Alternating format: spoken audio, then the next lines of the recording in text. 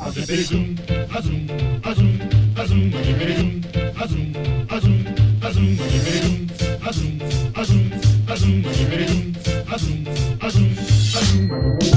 bop and hippity hop, I'm as happy as I can be. Whoa, boom, boom, and hippity zoom. Love is sweet, love is grand, works one. We bop and hippity hop, I'll never be a millionaire. Whoa, boom, boom, and hippity zoom. I'm in love, I'm in love, I'm in love. I don't care.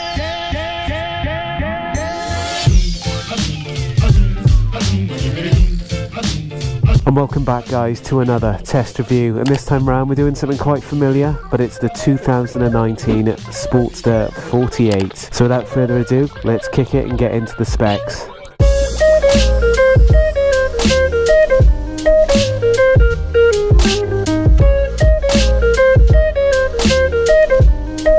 Now I've whet your appetite about those specs. Now let's listen to what this exhaust sounds like. Bear in mind this is a stock system, so as I always say, don't expect much.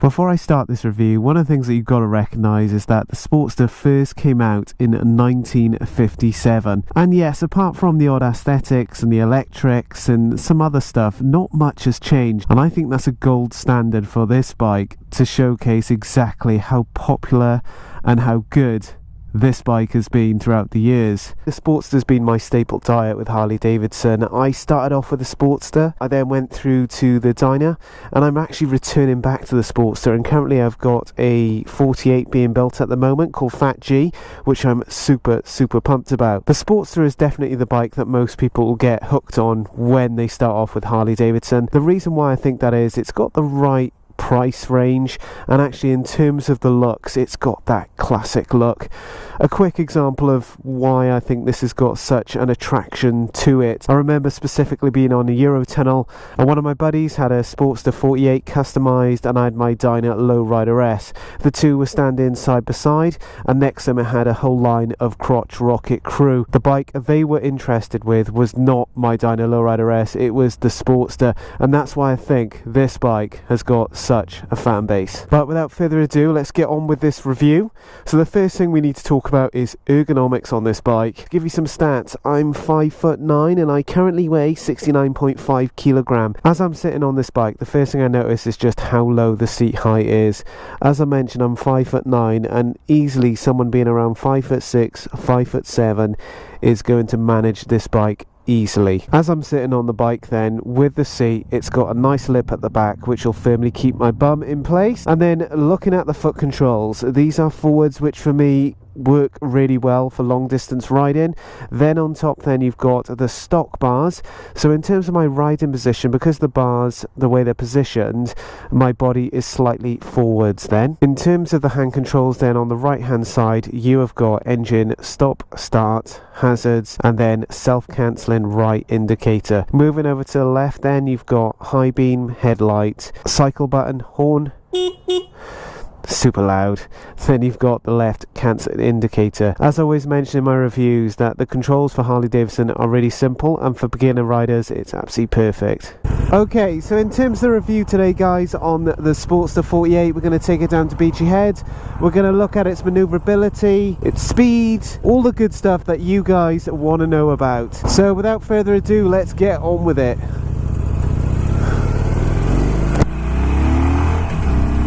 So I've been on the bike for a couple of minutes guys, and as I mentioned before, I have been a frequent rider on the Sportster 48, so I can give you some real good qualitative feedback on what this bike feels like.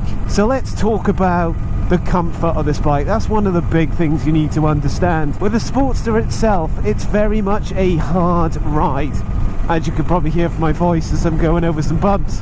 It doesn't necessarily mean that it's uncomfortable, but it does mean that if you're thinking about doing long distance riding, this may not be the bike for you unless you're prepared to spend quite a bit of money on aftermarket parts then in terms of suspension. But for that rider that's doing A to B, this bike is a really, really good ride. In terms of the foot controls then, being forwards, for me this is super duper comfortable.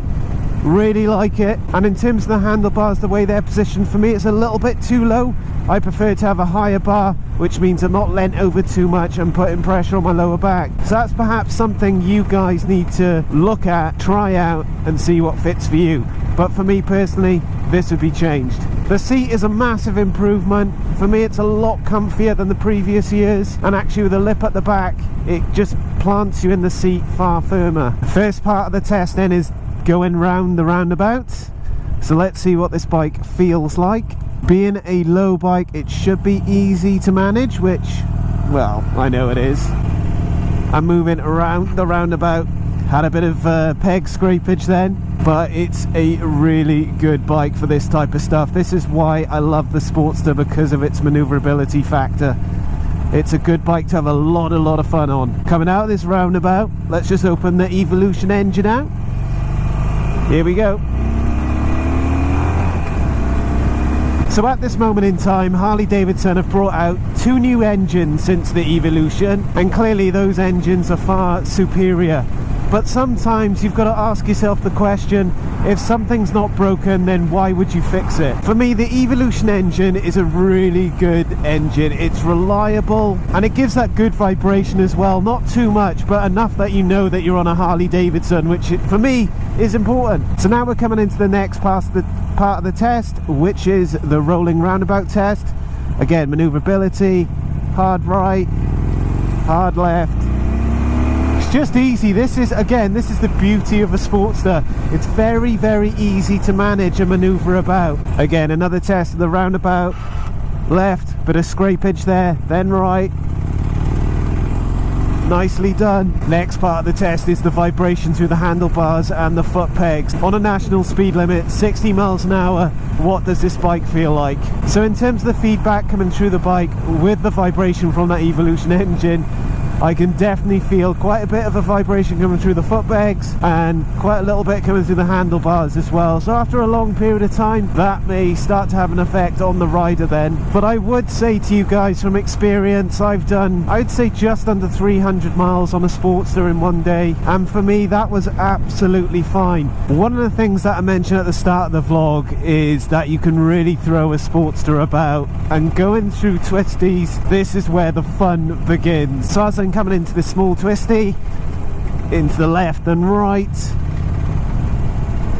again it's just a fun bike that you can really chuck about. Coming into the national speed limit then, let's see what this bike performs like in stock form. As the bike has a low centre of gravity, the one thing I would say, it is very forgiving when or if you make a mistake.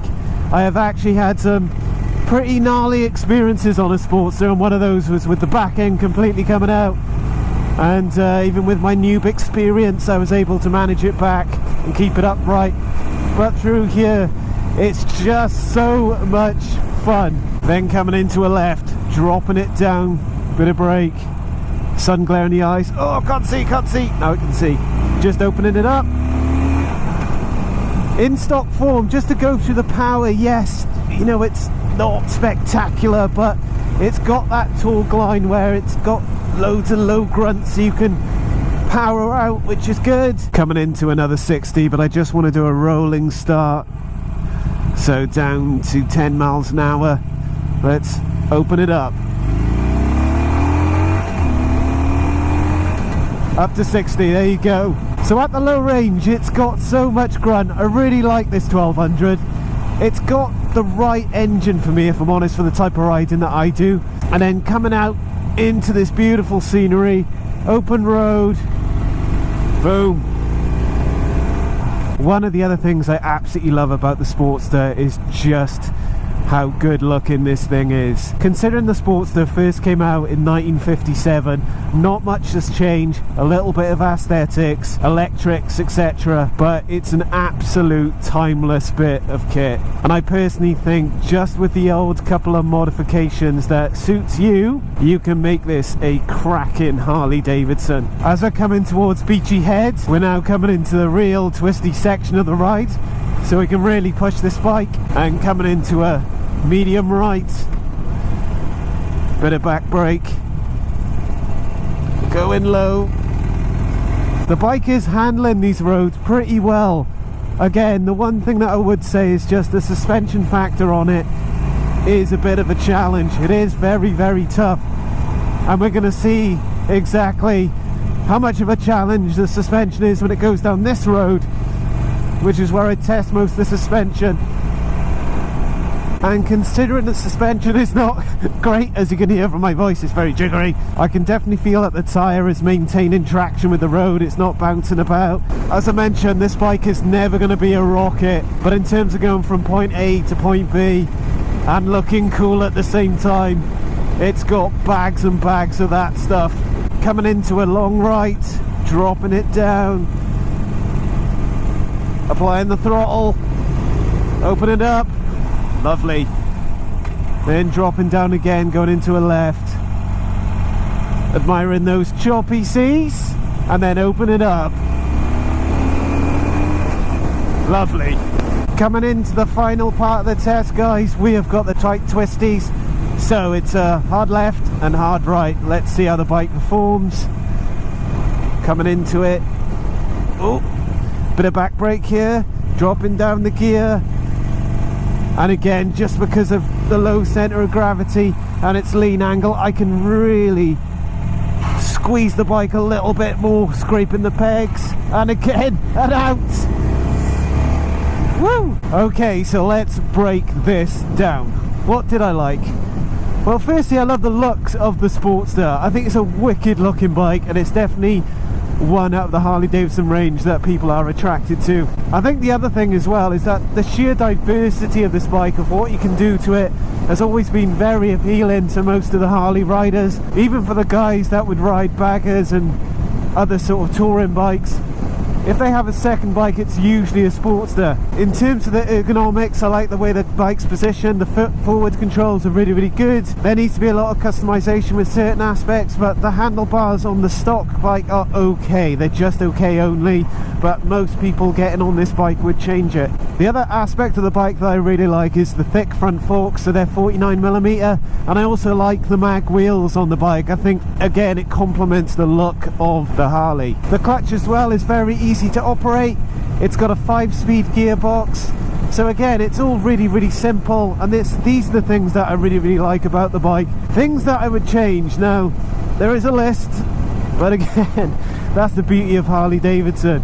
Now, firstly, a lot of people go on about the tank, how small it is, but it's bonkers. It's a 48. It's meant to be like this. So in terms of the tank, I personally wouldn't change that. You can do 70 miles on it, you know, and after, God guys, after 50 miles you'd want to get off this bike and have a bit of a stretch anyway. The suspension for me though is a big one. For me, that is a difference between a rider enjoying the experience or not. With the bike that I've actually purchased, the Sportster 1200, I've changed my rear suspension for Legend Air suspension.